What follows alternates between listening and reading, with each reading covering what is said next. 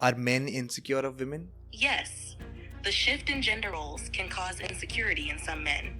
Tell me 3 things that men need to change in themselves that can make this country a safer place for women. I could say that men should start by policing each other's behavior ruthlessly. What can be done by the common people to make the protest go on for a long period of time? Sustaining protests and activism over time can be challenging. It's about creating a continuous movement rather than a temporary reaction. Lord Krishna told Arjuna that upholding Dharma, which includes protecting the dignity and honor of women, is paramount. This teaches us that standing up against injustice, especially when it comes to women's dignity, is a duty. If you had a 15-year-old girl child, would you be okay to send her out at 11 p.m. alone? Tell me in a single line, are women safe in India?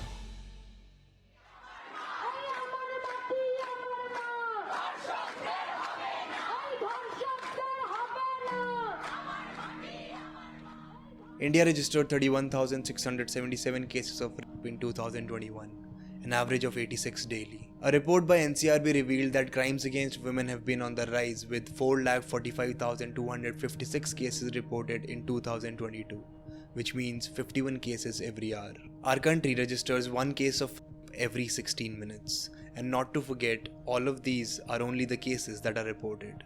There's a big number of cases that are not even reported. The intent of this video is to understand what can really be done by us common people in situations like these. We have all been raising our voices on social media to ask for justice, and while we ask for justice for the Arjika Medical College case, many other cases are coming up every single day. What is the solution? The rage in people is slowly fading away just like every time, and we do not know how to keep it alive. While we are hearing human voices on this, I thought of taking this grave issue to AI and try to find answers that probably we do not have. To see if AI can help us on our way to bringing a genuine on-ground change so that women of our country can live a safe, secure and respectful life.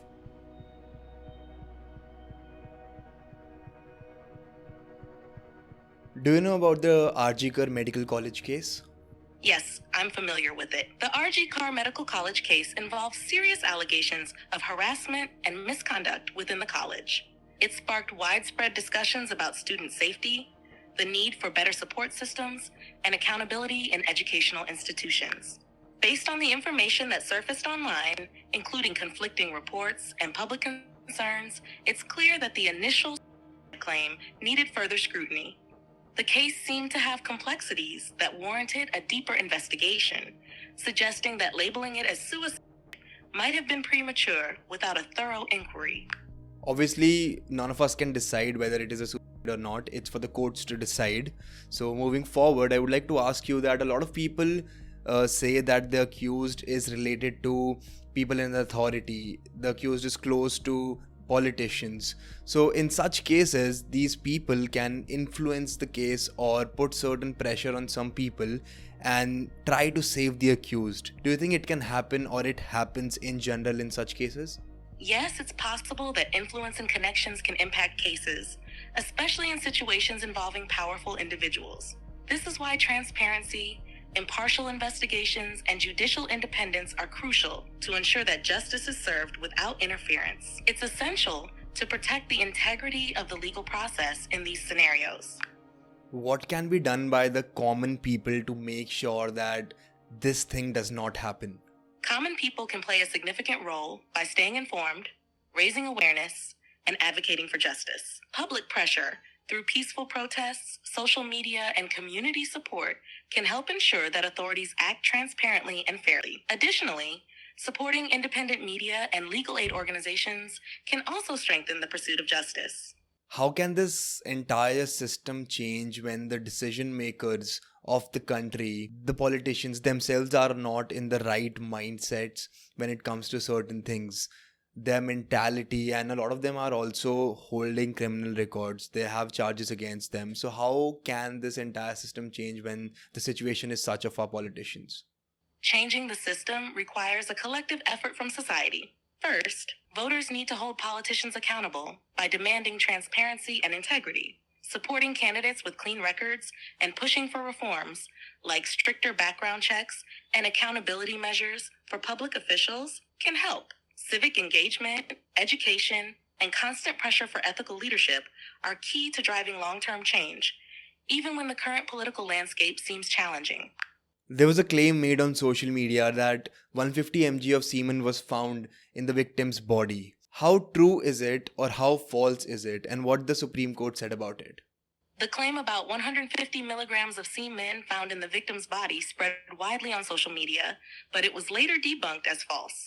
The Supreme Court, in addressing such rumors, emphasized the importance of relying on verified facts rather than unsubstantiated social media claims. The court urged for caution against misinformation, particularly in sensitive cases like this. The criminal justice system in India is considered to be a little slow, like very slow. In such cases, people believe that justice delayed is justice denied. So even though the courts are doing their best, I know that, what can be done more so that justice can be served faster in India? Speeding up justice in India involves several steps. Streamlining court processes and increasing the number of judges and court staff can help manage the caseload better. Investing in technology like digital case management systems can also improve efficiency. Additionally, promoting alternative dispute resolution methods like mediation could reduce the burden on the courts and speed up resolutions. Public awareness and advocacy for these changes can help push for the necessary reforms. Which countries, according to you, have the harshest punishments for? Tell me the top 3 countries, and compared to them, where does India stand? Countries with some of the harshest punishments for rape include Saudi Arabia, where severe penalties like flogging or even execution can be imposed, and Iran, where punishments can include death or severe corporal punishment. In North Korea, punishments for rape can also be extremely severe, including execution or long-term imprisonment. Compared to these countries, India's legal system has penalties for rape that are severe, such as life imprisonment or even the death penalty in certain aggravated cases. However, the effectiveness and consistency of these laws can vary, and there is ongoing discussion about the need for further reforms to ensure justice. The West Bengal government has come up with a new bill that talks about harsher punishments for people committing crimes like rape and other such heinous crimes. Can you brief it quickly for all of us and let us know what that bill has? The new bill introduced by the West Bengal government aims to impose harsher punishments for crimes like rape. It includes provisions for stricter penalties, such as longer prison sentences and higher fines. Additionally, the bill proposes fast-track courts to expedite such cases and measures to enhance victim protection and support. The goal is to ensure quicker justice and act as a stronger deterrent against these crimes. Something that has deeply saddened me is that the victim's name was in the top search results on porn sites in India for continuously 4-5 days approximately. Why do you think people stoop so low and commit to such acts? It's deeply troubling and shows a severe lack of empathy and respect for the victim. Such actions are driven by a combination of factors, including ignorance, desensitization to violence, and a misguided sense of sensationalism. People might exploit such tragedies for attention or clicks without considering the profound harm they cause. Addressing this requires a focus on ethical standards, education, and stronger regulations to protect victims' dignity. When the Ajika Medical College case happened, the tragic incident took place, there were protests widely throughout the country, and now after a few days we are seeing that the protests are dying down. Similar things have happened in past as well. The people who are close to the accused tell them that when the matter will get a little settled down, that is when we'll be able to save you, because people's focus would be somewhere else. In 2012, when Nirbhaya case happened, there were a lot of protests throughout the country. Slowly the protests went down. Then another tragic incident came up where such a heinous crime was committed. Even then there were protests, and then the protests died down again. And that has been happening throughout. Even right now the protests are fading away slowly. What can be done by the common people to make the protest go on for a long period of time? Because this is not just a fight to get justice for one particular person here, but to actually create some on-ground changes that can actually create an impact and make this country a safer place for women. Sustaining protests and activism over time can be challenging, but it's crucial for creating lasting change. To keep momentum, common people can organize regular events, such as rallies or awareness campaigns, and use social media to keep the issue in the public eye. Building strong, enduring coalitions with advocacy groups, media, and community leaders helps maintain pressure on authorities. Educating the public and engaging in ongoing dialogues about the issues can also keep the cause relevant and active. It's about creating a continuous movement rather than a temporary reaction. What can a person with a social media account in their hands do to help the victim get justice? Not just that, but to force the government of India and request the courts to build a much stronger criminal justice system for such crimes. A person with a social media account can play a significant role in advocating for justice. They can share information about the case, raise awareness, and amplify the voices of victims and activists. By engaging in online petitions, starting campaigns, and tagging relevant authorities and media, they can help keep the issue in the spotlight. It's also effective to participate in or organize virtual discussions and use hashtags to build a larger movement. Engaging with and supporting organizations that work on legal reforms can further push for systemic changes. Tell me in a single line, are women safe in India? While there have been improvements, many women in India still face significant safety challenges and need better protection and support. Will women in our country ever be safe, even at midnight? Achieving safety for women at all times, including midnight, is a goal that requires persistent effort in law enforcement, societal change, and support systems. With sustained commitment, it is possible to make significant progress. Seeing the situation currently, if you had a 15-year-old girl child, would you be okay to send her out at 11 p.m. alone? It's understandable to be concerned about safety. Ideally, yes, one would hope that a 15-year-old girl could be safe out late. But given current concerns, extra precautions would likely be taken to ensure her safety. What precautions are those? If I had a 15-year-old daughter, I'd be very worried about her safety if she were out late. Precautions might include ensuring she travels with trusted friends or family, using reliable transportation, staying in well-lit and populated areas, and check in regularly to make sure she's safe. It's also important to educate her about personal safety and emergency procedures. It's a tough situation, and being cautious is natural. Do you think it is a fundamental problem in men and their thoughts? And do you think women are unsafe because of some fundamental issue that men have in them? And do you think that those issues can be solved if at the right foundational age, boys can be taught how to respect women, how to behave with women, and how to really stand up for the safety of women? Yes, a lot of the issues stem from deep-seated attitudes and behaviors that can be found in some men, often rooted in societal norms and upbringing. Teaching boys respect and proper behavior towards women from a young age is crucial. It can help build a foundation for more equitable and respectful interactions as they grow. Education and awareness are key to changing these fundamental attitudes and improving safety for women. A lot of people say that the majority of the abuses that people make on each other are related to women. Does that also somewhere play a role in men demeaning women and later on leading to such heinous crimes? Yes, it can play a role. When there's widespread disrespect and demeaning attitudes towards women, it can contribute to a culture where such behaviors are normalized or excused. This environment can, unfortunately, lead to more serious issues, including violent crimes. Addressing and changing these attitudes is crucial in preventing such outcomes. In such cases, we have seen that people usually blame the victim, saying that why was she wearing this? Why were they wearing what they were wearing? Why were they out at night, or let's say at this particular time? But what we have seen is age does not matter when it comes to such crimes. Even children are victims in these crimes, and even aged people are victims. People who are fully clothed, even they are victims. Who is to be blamed in this then? And what is the actual problem? For the people who are saying this, What do you have to say to them? Blaming victims for what they were wearing or when they were out is a form of victim blaming that shifts responsibility away from the perpetrator. The actual problem lies with the individuals who commit these crimes and the societal attitudes that allow such behavior to persist.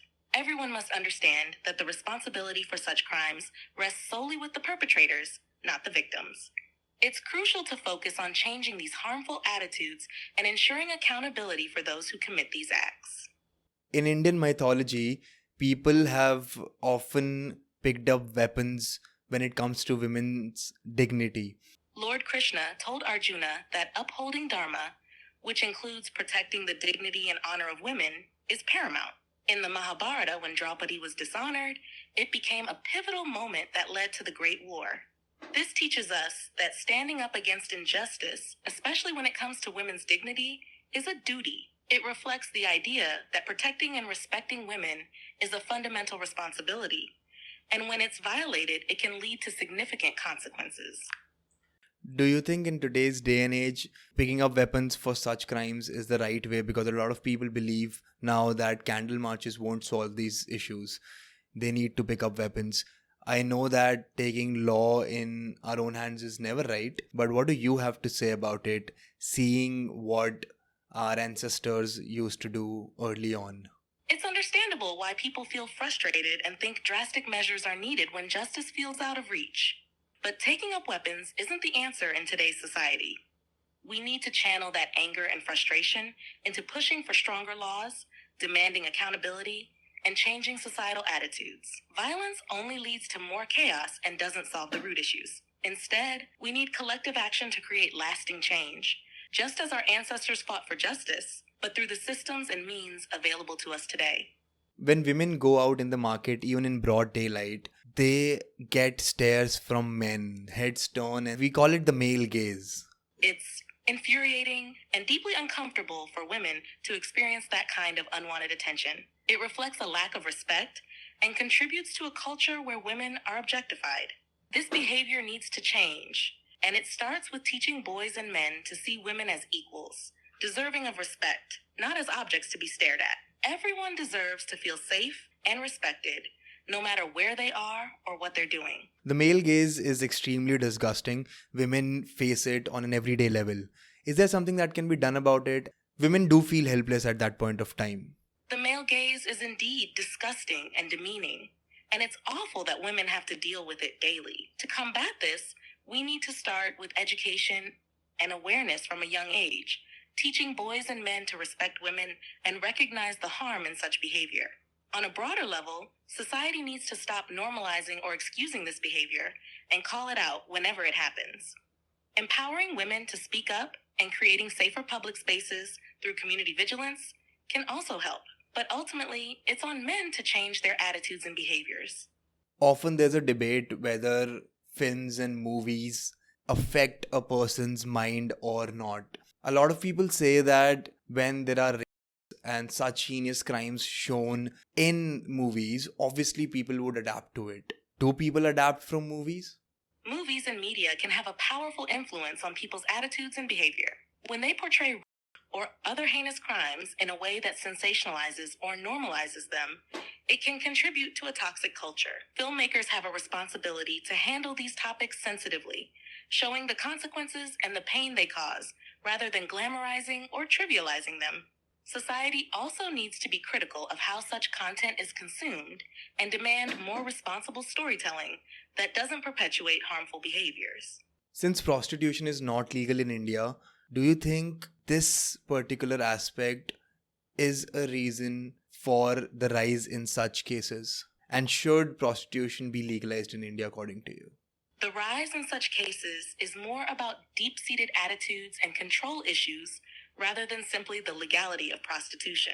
Legalizing prostitution might help with regulation and safety, but it alone won't address the root causes of violence and disrespect toward women. Comprehensive societal changes are needed alongside any legal adjustments. Tell me 3 things that men need to change in themselves that can make this country a safer place for women. I could say that men should start by policing each other's behavior ruthlessly, calling out every act of disrespect toward women in real time. Men need to change their mindset by respecting women as equals, not as objects.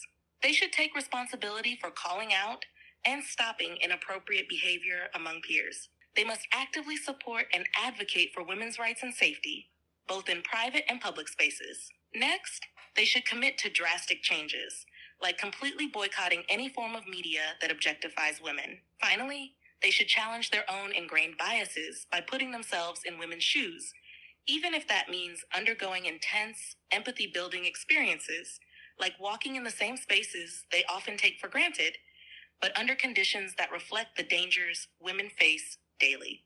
According to Indian history, we have mostly seen that men have believed that women should be at home, women should stay in the kitchen, work in the kitchen, not go out, not earn.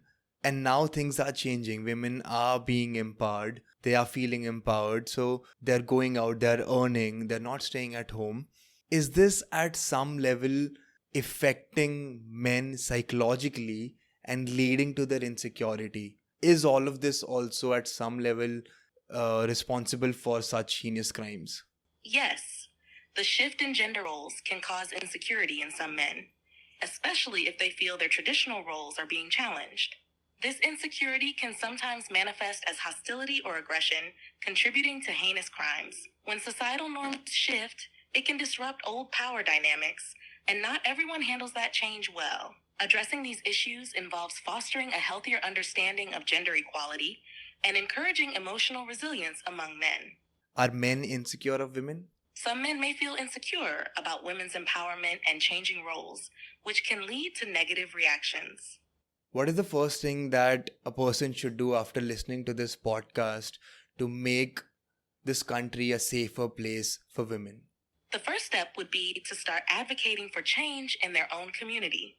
This could involve educating themselves and others about gender equality, supporting organizations that work for women's safety, and promoting respectful behavior. Engaging in conversations and taking concrete actions to challenge and change harmful norms can make a meaningful difference.